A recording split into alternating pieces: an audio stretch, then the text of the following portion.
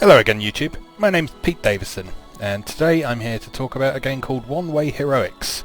It's a Japanese developed indie game by a developer called Smoking Wolf, and it was brought to the West and localized by a company called Playism, which those of you who are interested in the Japanese indie scene may already know is a pretty good publisher to follow if you're interested in this sort of game on PC. So One Way Heroics is essentially a kind of roguelike, but it's got a few interesting ideas along the way. Essentially it's what happens if you cross a roguelike with the auto-scrolling levels from old Super Mario Brothers games. So let's jump in and take a look and see how it works. So before you start a game you have the opportunity to name your character, choose one of several different classes. You start with just the Swordmaster and Knight classes here, and there's a choice of 2 different sprites for each one.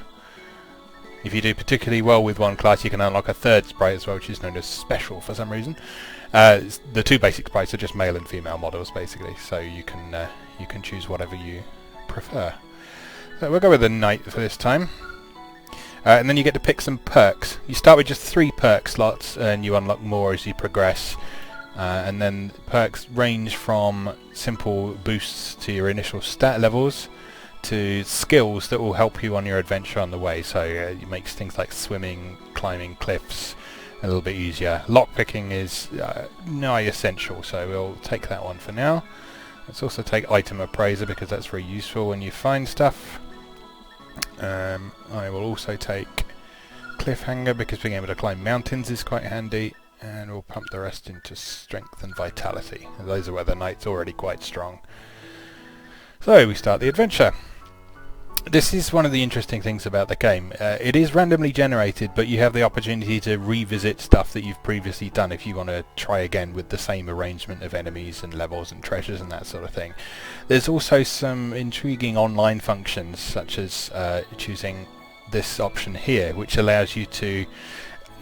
the description's a little bit misleading in that you're not directly adventuring alongside other heroes. It's not a full-on multiplayer mode, but in the corner of the screen you will get some updates as to what other people are up to. Occasionally you'll run into ghosts of other players who have met a sticky end along the way somewhere, and you'll get some bonuses if you interact with them. So let's go for that one so we can see how that all works. We've got several difficulty options.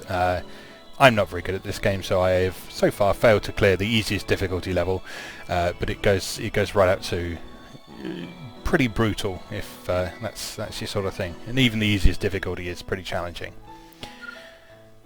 So the concept of the game is pretty simple. There's not much of a story into it, but the concept is that the darkness is closing in on your world, and you have to try and outrun it, deal with the Demon Lord who's supposedly causing it, and save the world.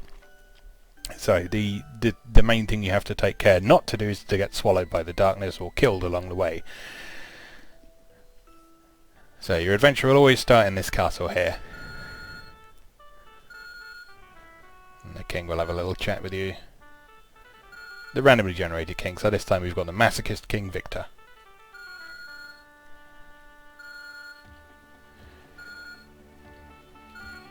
And then we're off on our way. So it's turn-based, so if you don't do anything, nothing happens, but as soon as you move or take an action, the clock will start advancing, and you'll see that that means that the screen starts scrolling along to the right as well. So you have to manage your moves pretty carefully to make sure you don't get caught short. You do have this ability here called Awakening, which stops time for 3 turns, and that's pretty good for getting out of sticky situations, but you only have 5 uses of it in an entire game, so you need to make it count. So for now, I'm just going to use the lockpicking on this chest here. Pick it up, get some treasures. Have a chat with this sensible old lady here as well. She gives you a bit of information about upcoming areas, so you can see them on the mini-map that's towards the sort of lower right of the status bar.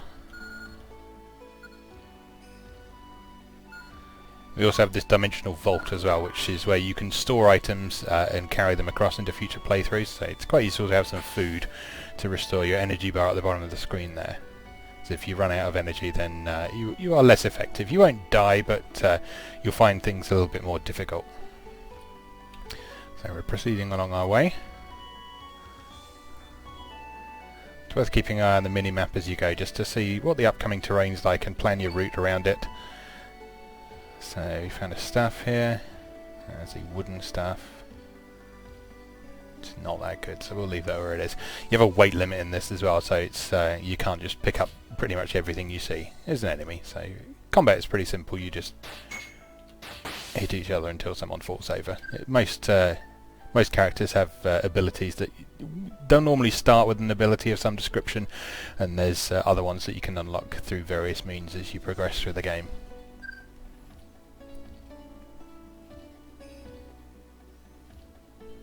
Continuing through this mountainous region. Grab some treasure on the way. What's this? It's a bow, but we haven't been able to identify it because our intellect level isn't high enough, and the bonus we gave ourselves to appraising isn't enough either.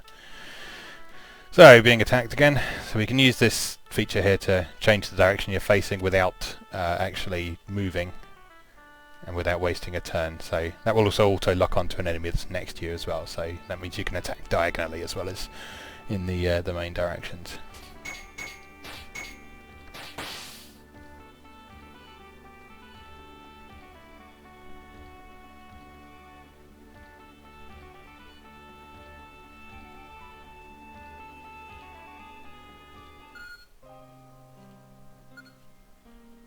So as you progress, you'll come to various different areas, all of which have complete gibberish names, but those will have different features in them and have different effects on you as well. And you'll also run across little random things like this this guy who's out in the middle of nowhere. He's got some stuff for me, so let's just open the box. I'll leave the clothes behind because they're not really any better than what we've got. In fact, they're significantly worse than what we've got, so we'll leave those where they are. You'll see down at the bottom right, because we're in the snowfield, it's draining our energy a little bit more quickly than usual. So here's a dog.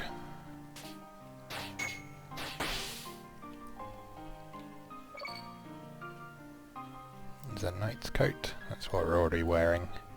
And we haven't been able to identify any special features about it, so we'll leave that where it is for now. Some arrows, useful if we find a bow. Oh, golem. Oh dear, that doesn't look good. So let's use our awakening to get away. That gave us 3 turns of being able to run away from him. Although he's given up. Excellent. Right, continuing.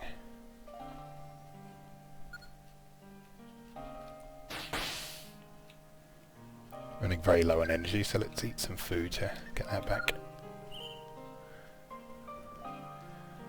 Might be able to see on the mini-map there's a little flashing blue square. That's a friendly settlement where you can buy stuff and maybe get some food or equipment or weapons or... But of course you have to be able to get in there before you can take advantage of it. Let's see what this guy's got to offer. He's a weapon dealer.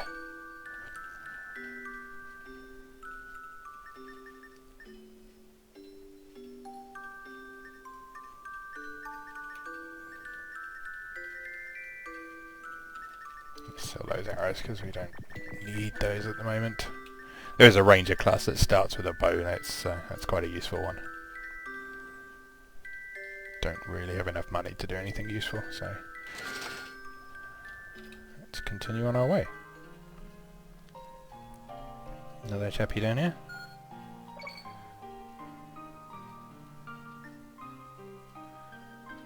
Take a spare shield for when this one breaks, because your equipment will break. It's those numbers in the bottom right corner of the screen. You can see how long each piece is going to last. You're not completely defenseless when you run out of durability on something, but you may find yourself struggling a little bit more than before.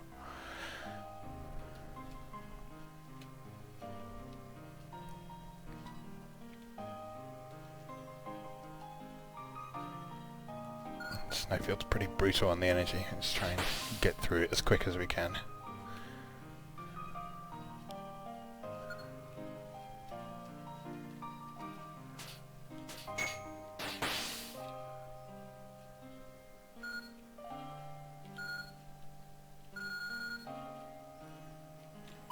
So on this easiest difficulty level that I'm playing on right here, the Demon Lord, which is the final boss of the game, will show up when you reach 400 kilometers on your journey.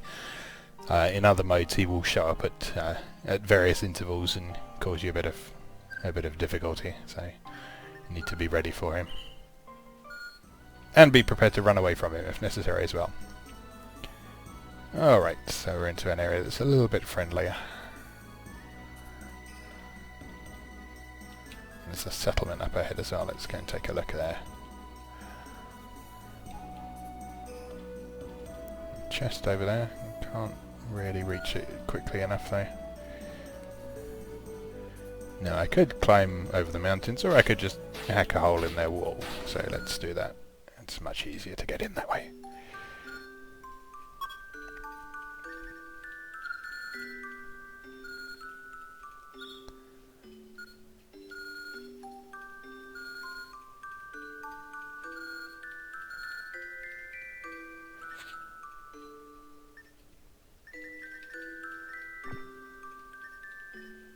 Can't afford that. Never mind. Won't have your tasty lunch then.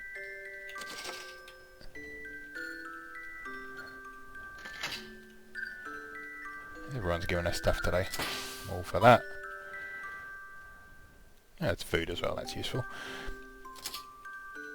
Alright, so I could walk out into the mountains, or again I could cut another hole in their wall, which is much easier.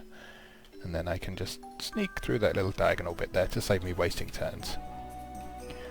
The thing with both swimming and climbing mountains is that it takes several turns to do so and costs you a fair amount of stamina, so it's, unless you have particularly good skills in them, it's worth avoiding if you can.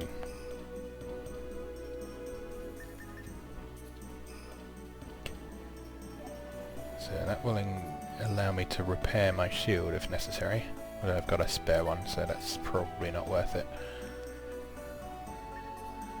Fruits are always handy to have on hand. That's cheery. These red arrows that are popping up, there's a mode where you hold down the control key and it will only allow you to move in diagonal directions. And this is particularly useful when you're about to get caught by the darkness, because moving diagonally is essentially moving a little bit more quickly than you would normally be able to. Oh, we just missed a dungeon there, never mind. Scroll of Armouring, that was quite useful if I remember rightly. So this will apply a low to medium level skill to the currently equipped armour. Let's do that. So my armour is now a heavy knight's coat. It makes my armour heavy and strong, which gives it +5 to armour but -2 levels to agility. My agility is already level 1, so that's no great loss. Another little settlement.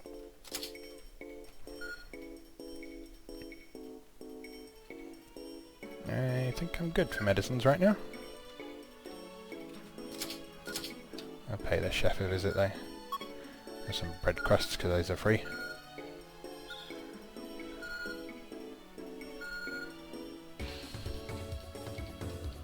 Bit short on money for the moment. Who's this chap?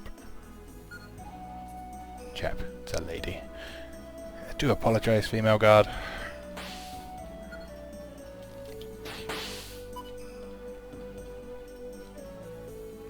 Another dungeon missed. Do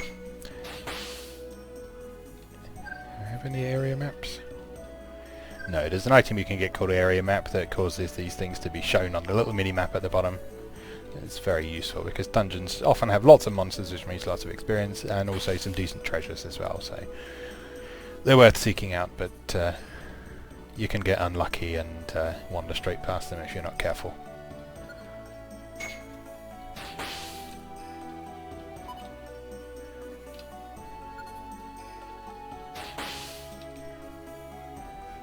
One thing you do have to be careful about with the monsters out in the wild is that some of them aren't aggressive in the first place, and in many cases these are worth a lot of experience, but if you do attack them, you'll end up with some sort of tree-hugging druids chasing you around, and they tend to be pretty tough enemies, so you better be prepared for the consequences if you start killing endangered species.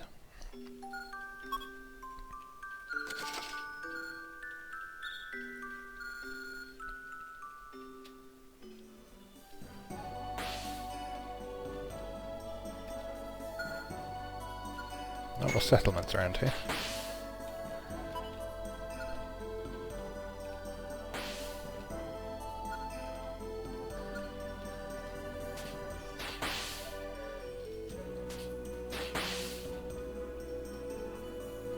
And looks like we're entering a desert.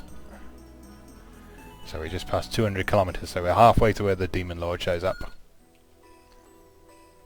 In the Flujruv Desert. This reduces our speed and drains stamina as we go. This is quite an interesting mechanic the game has. There's several places where you can expend levels to do stuff. In most cases when you spend levels you keep the bonuses you got from previous level ups, but you just expend them on either stat bonuses or being able to save and that sort of thing. So let's see if we can find a goddess statue at some point and show how that works.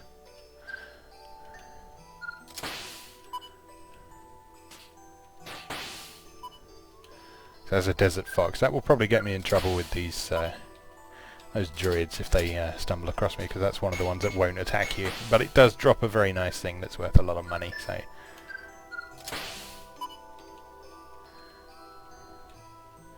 another dungeon over there.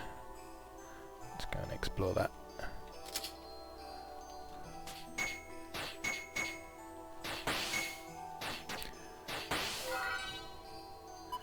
It's going to pass me by if I'm not careful.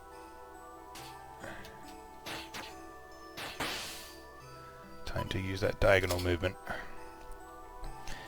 Minotaur, I'm going to leave you to it, because you hit quite hard. And you're not giving up. Okay, let's get rid of you first. And I'm going to put up my Great Wall, which I can use once per day, and it increases my defense as long as I don't move. So that lets me go toe to toe with tough stuff like the Minotaur there. I'm not carrying too much stuff.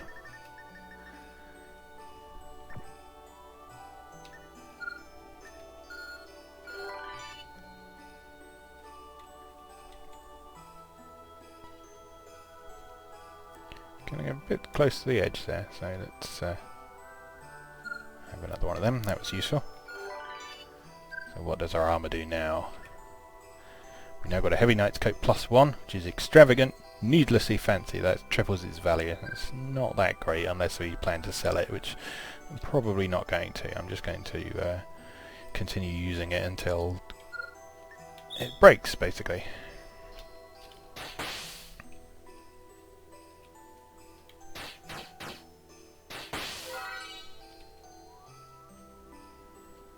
See, when you level up you tend to get an increase to one stat or skill, and I think that's randomly determined, but it may also have something to do with the perks you chose at the beginning as well.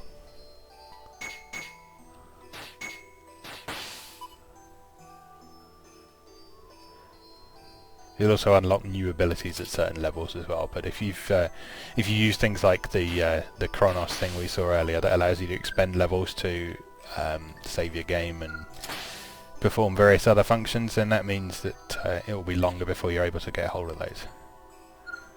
Yes, let's have a flaming sword. I would like that very much.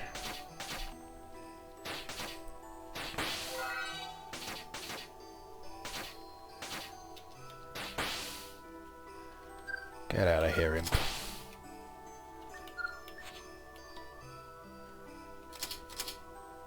Another Minotaur. Let's heal a bit before we take him on.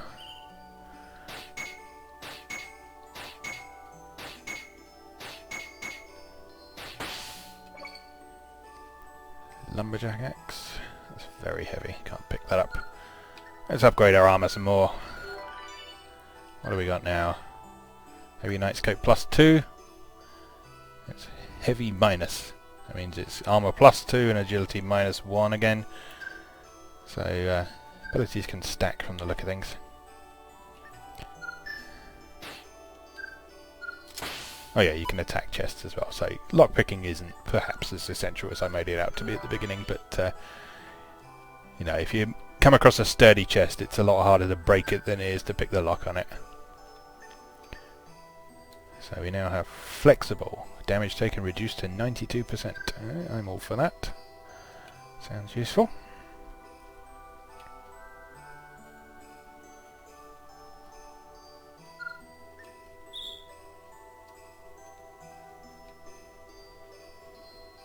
I like that you can just use stuff when you find it on the ground, because that means that you don't have to worry about making inventory space for it before you can find something useful. So if you're hungry and you find some food, you can just pick up that food and use it straight away. It's pretty handy.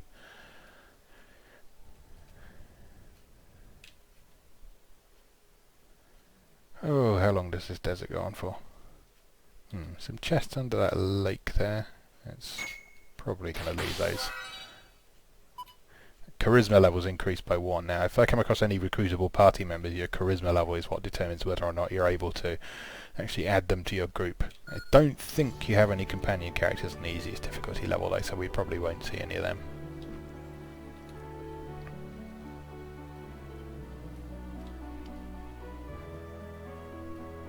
Yes, we'll use that. So we've now got a quality longsword +2 that sets things on fire and it's harder to break. Nice.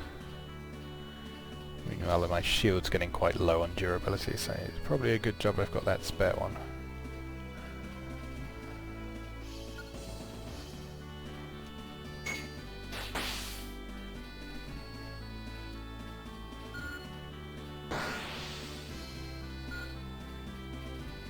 And this happens every so often. It generally means you're about to get swarmed by skeletons. Most of them aren't a big problem, but there's like a Phantom Lord dude who is pretty tough and usually kills me when he shows up, so if I do happen to see him, please don't think badly of me if I just run away like a coward.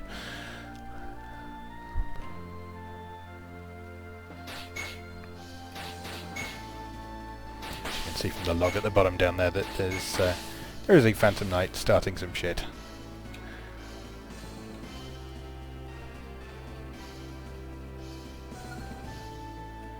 Yeah, this is new. What's going on here?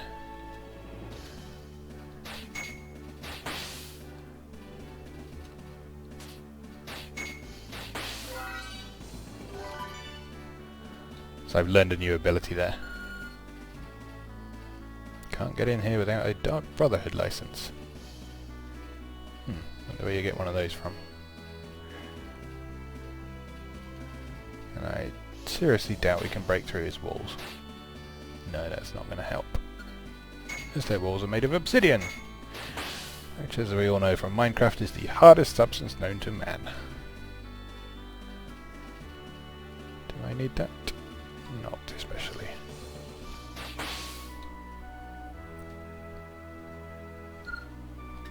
Yes, I will upgrade my sword again. So we now got a confusing sword. This is one of the great things about this game. By the end of a good run, you will have utterly ridiculous combinations of abilities, and assuming you take a different path each time or start with a different world seed, then you'll have a pretty different experience.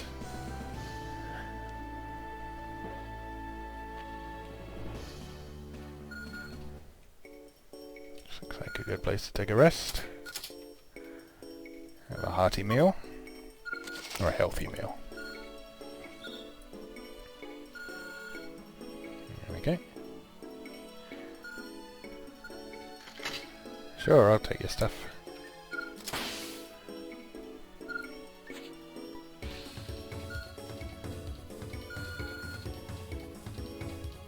Yes, we met them earlier.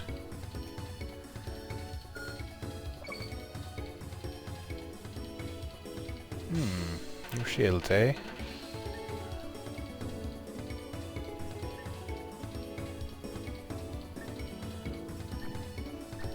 Okay, let's sell those and let's give this one a go.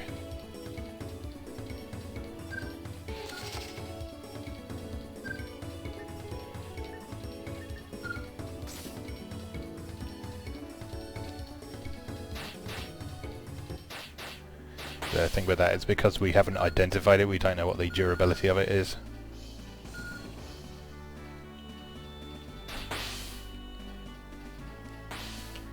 So we're at 355 kilometers. The Demon Lord is going to show up at 400. So whether or not we're ready for him remains to be seen.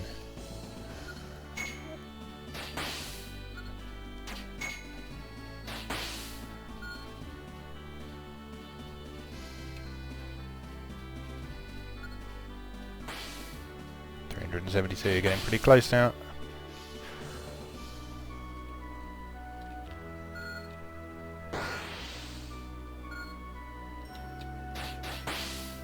Fine time to get swarmed by skeletons. Jewel Hunter Feral Dog. Yeah, that means he has good stuff.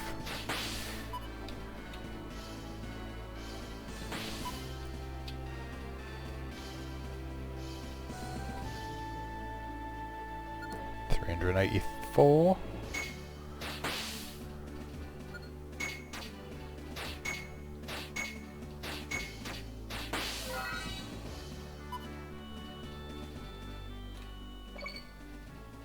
Grand Blade. Yeah, we'll leave that.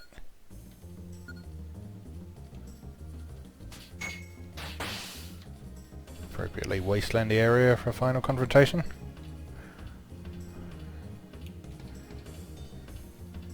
Oh no. No, I don't want to... These guys are usually bad news. So let's Great Wall him. Let's Seismic Slash him as well. I haven't got enough stamina to do that. Okay, well, let's see if we can...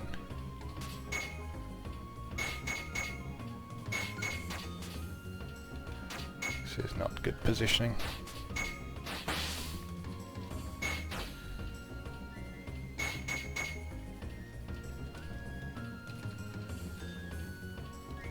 Target the dog. There we go.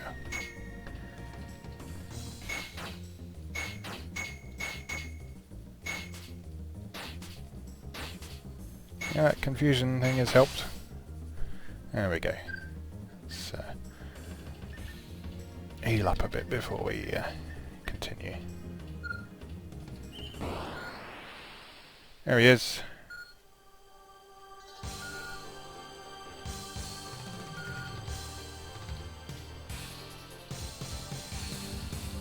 Try to hold out for an hour.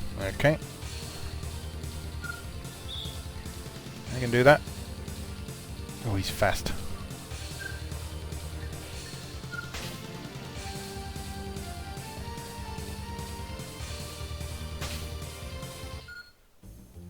Reinforcements have arrived.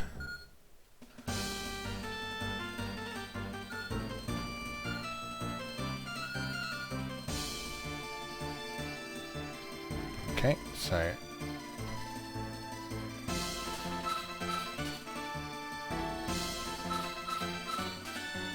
looks like the Demon Lord is surrounded by barriers that we got to knock down first. Don't have Great Wall to use at the moment, so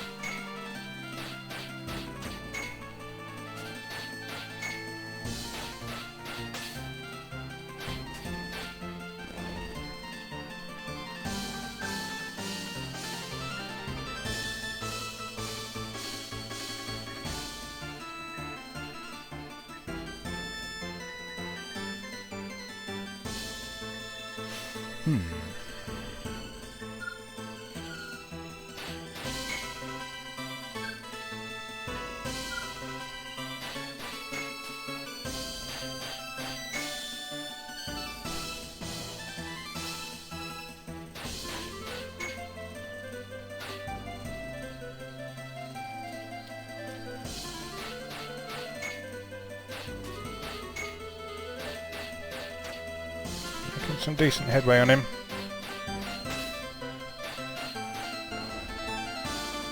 Taking a bit too much damage though.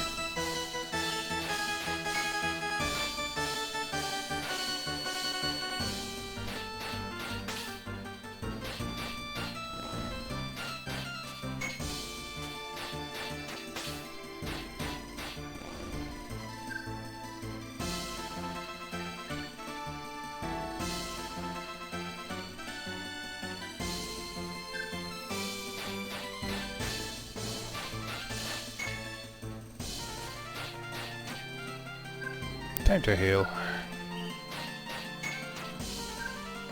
May as well use Awakening, get a few free attacks in.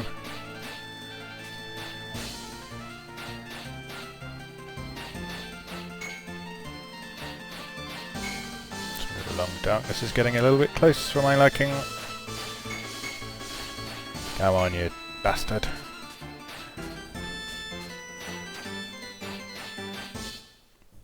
And he's dead.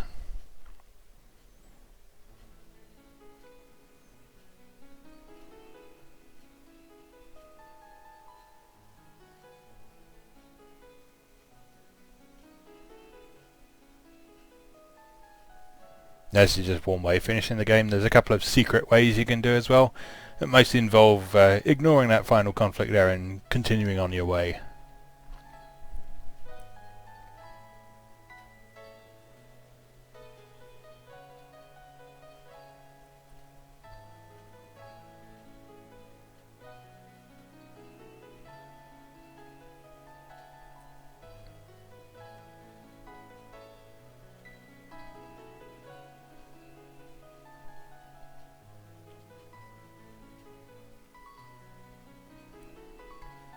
Of course it was.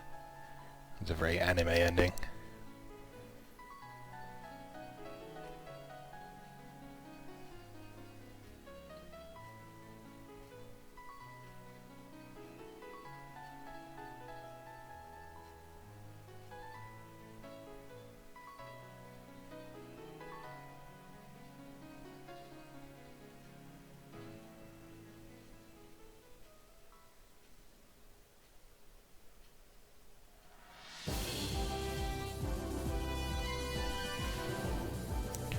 So that's One Way Heroics.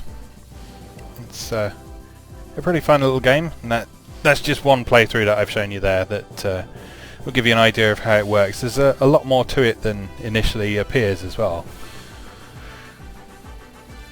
So with the new character classes and the various unlocks and the characters that you can find along the way, there's plenty of gameplay here to keep you busy for a while, even if a single playthrough doesn't take that long. So see how long these credits go on for.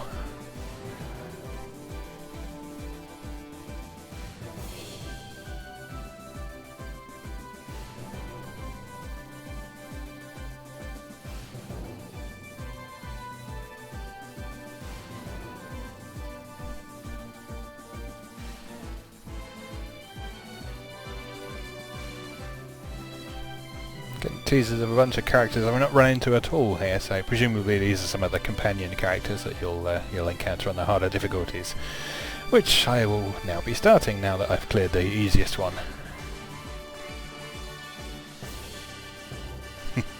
You know, you're padding your credits out when you individually credit the person who does the parchment background.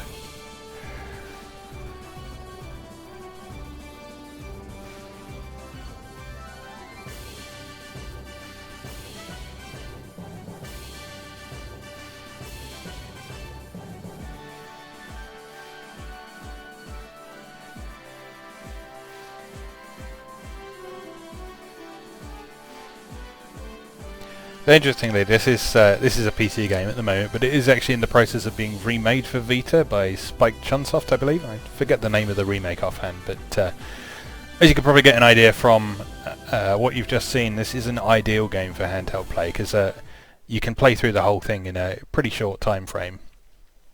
Here we are. We get to leave a message because we cleared it, and other online players will see that.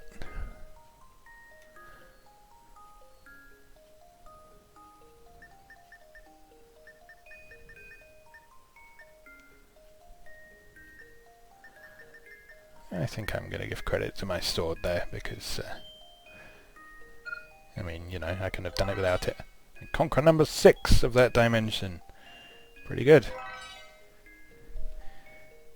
Yeah, here we go. So at the end of a game you get ranks on various things, including what level you got to, experience-wise, how far you travelled, how quickly you travelled, how many enemies you killed, and how much treasure you found. And then you'll get a heroics level at the end with some multipliers and additional points. And then those points can then be spent on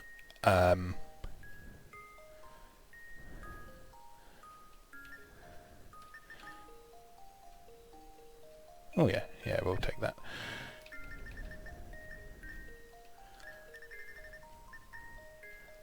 Let's also take the longsword as well, because that was pretty tasty. And the scaled shield isn't great because it hasn't got very high durability, so we'll leave that for now. Apply these changes.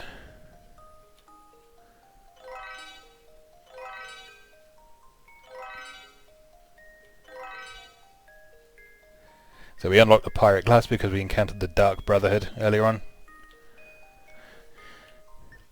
And we can also spend our hero points on various things. So you can expand your dimensional vault so you can carry more stuff across into a future playthrough. You can unlock one of several different perks that you can then choose when you create a new character. Or you can unlock new classes. And most of the classes you can unlock by doing stuff in the game. Or if you don't want to do that or you're having difficulty doing it, then you can just pay the price here. So I'm going to save up my hero points for a minute.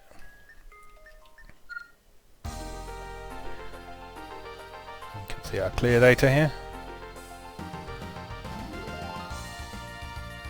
Well-travelled Hunter Bunny is the top one. They had a rating of 82.4.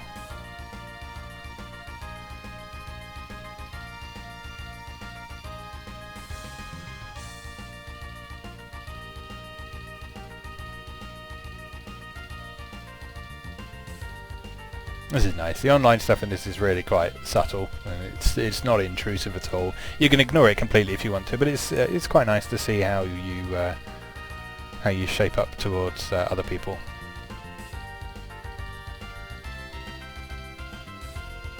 Someone completed Inhumane Odyssey difficulty there. There I am.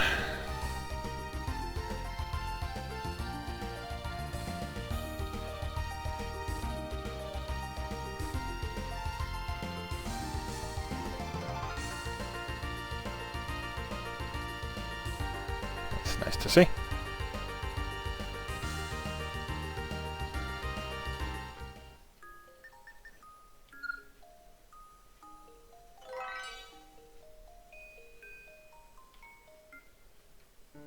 And there we are. And that's One Way Heroics.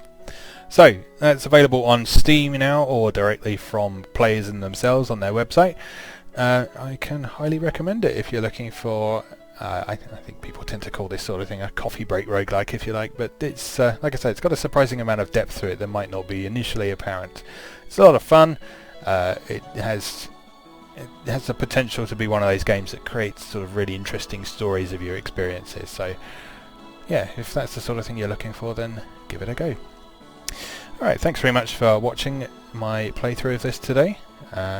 And please feel free to like, comment, subscribe and do all those usual things that YouTubers ask you to do at the end of a video. Thanks very much for watching, and I'll see you again soon.